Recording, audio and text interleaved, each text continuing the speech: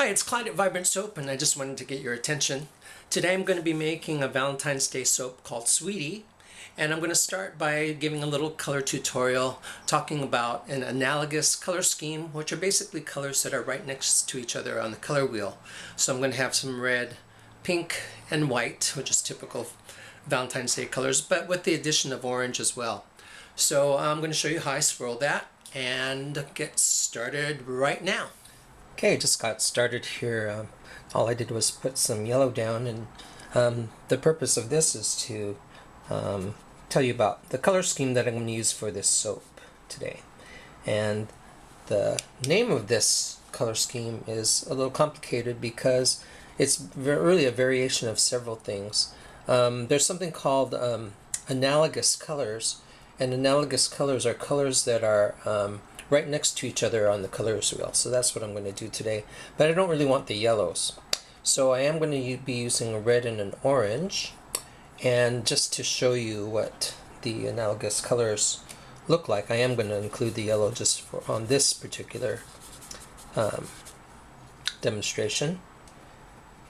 I'm also going to have some red.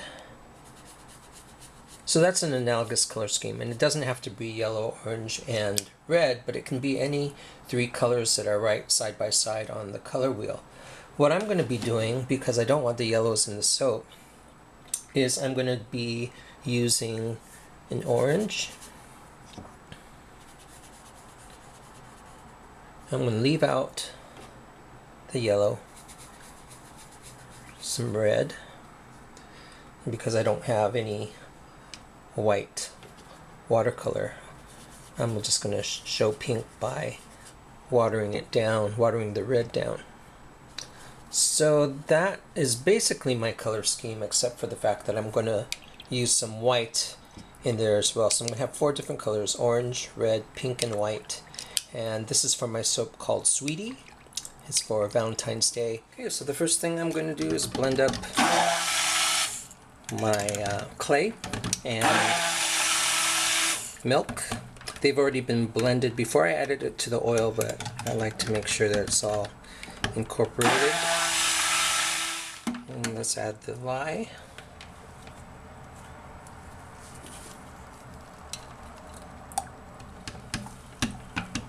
Get the bubbles out. And add the Loving Spell, dupe of Love Spell from Nature's Garden. It smells orangey and just very nice.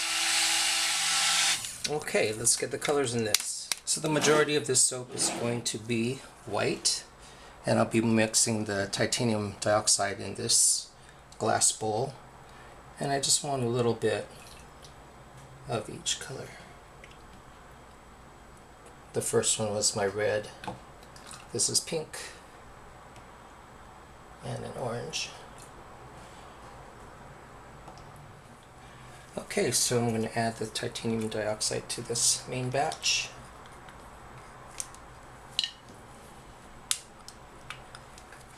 And let's mix the white first.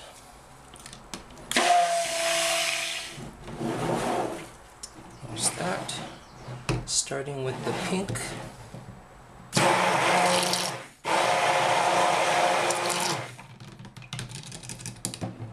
Into the red. What, that was orange.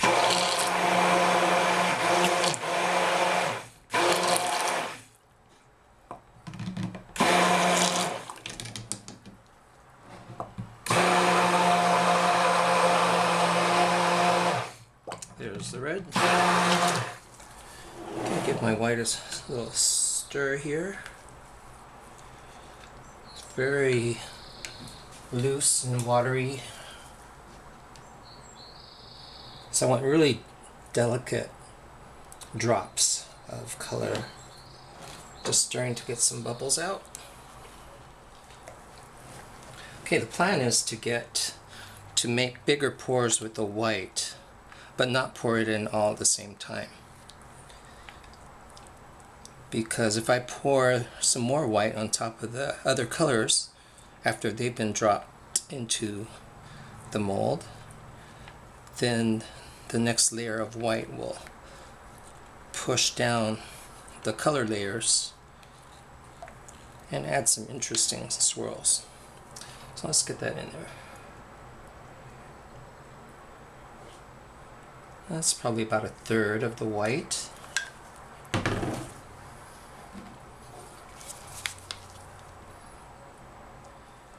And it just might be me, but usually after I pour the white, I'll go for my darker valued color for the contrast.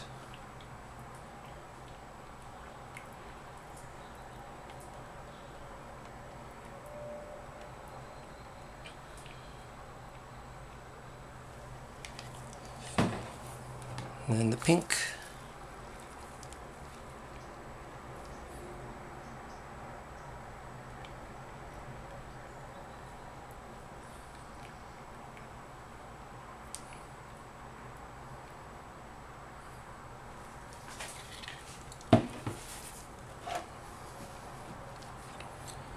The orange.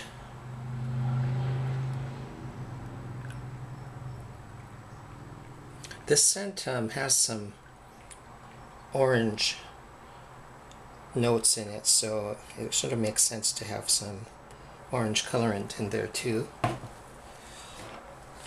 I'll get the rest of this red in there, except for a little bit for the top.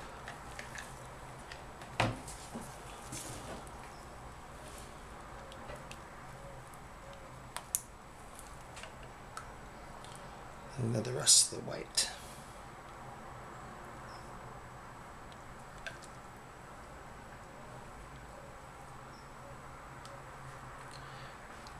And you can see some nice swirls happening in there.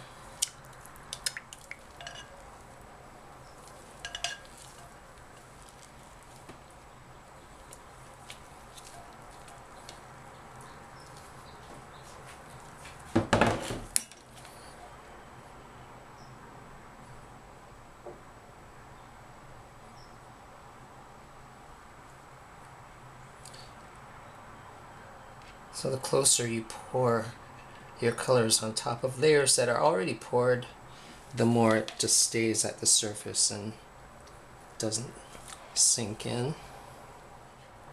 And this is a combination of, I think, about 3 different kinds of orange colorant.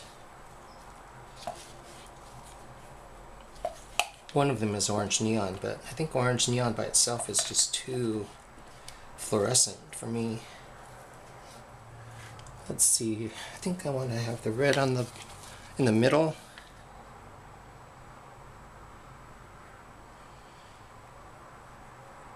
And by middle I mean I'll pour that orange on the bottom layer of the top layers, and then I'll put the pink on top.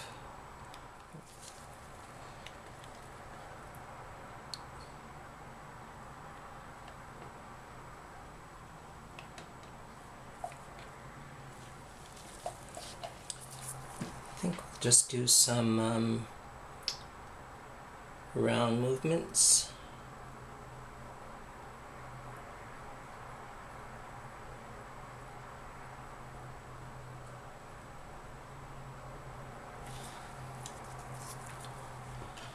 And I'm going to have to wait for it to thicken a little bit to do a little texture, probably to the top. And then I'll add some iridescent glitter. I'll be right back. So I didn't get to show you how I textured the top as I had hoped, but you have some idea of how I did it by showing you the top right now. It wasn't really firm, but firm enough to hold this, and if you want it really firm, you'll get like sharper swirls. So this kind of softer swirls. Do the cutting. It was still a little soft, even though I let it sit for a couple days. So I lost a couple of edges, but I'll use those for samples. Let's see how it came out. It's plenty firm now. There's again my red. I think tomato red seems to always do this. It takes its time to develop. So that kind of brownish area that you see there right now will turn red. And I wanted a sort of liquidy looking swirl. I think I'm going to cut one more sample size slice. But the specks on top are a combination of iridescent glitter, and the darker specks are Merlot salt. So it'll have a real gentle, probably one-time exfoliating quality on the top.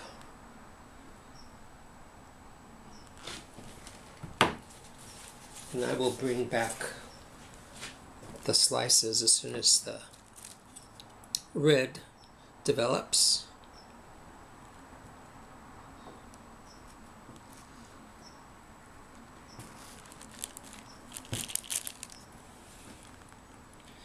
The orange came out nice. That's the swirl. You can see how curvy the swirls are, and that's a combination of pouring the soap very thinly, having a watery soap to begin with, and then allowing the white to sort of add some turbulence to the colors once they're in there. So I'm going to like this color scheme of the red and the pink and the orange. Oh, it smells so good.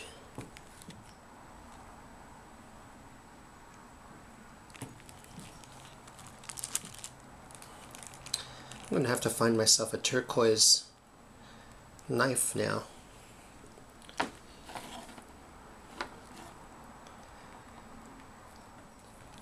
Though I think a lot of viewers have gotten used to this sort of signature knife. I've had previous viewers on earlier videos sort of mention that that's the signature knife of Vibrant soap.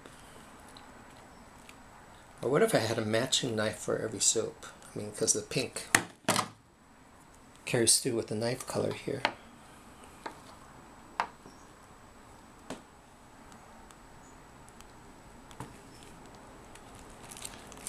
I'm not frivolous enough to get so many knives, because as you know, I have so many different colors that I use in my soaps that I'd run out of space just storing the knives.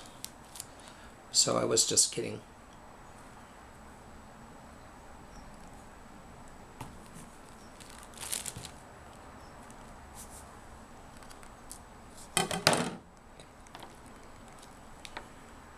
Oh, I like that one. I like these little, like, teardrop shapes of orange.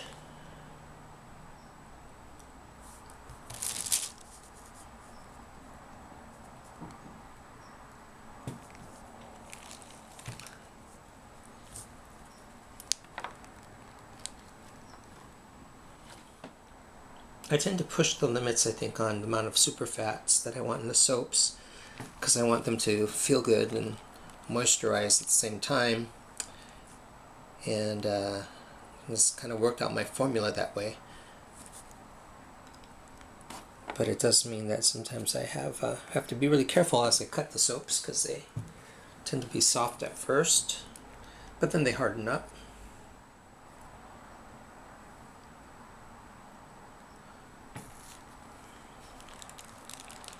That's my last cut. Come on off my knife. Okay. Alright, let me see what has happened to... Oh, here we go. So as you saw, let me show you the last one I cut. So this one is still a little bit... Let me pull back a little bit. So this one's still a little bit on the brown side. The red is still turning redder as it's been exposed to the air. And this one is starting to get darker, like some darker swirls within the lighter swirls. So that's kind of what I was looking for. So I'm happy with that. And I'll show you what these look like a little cleaned up. But thanks again for watching, and we'll make another video hopefully real soon. Thanks for watching again. Bye.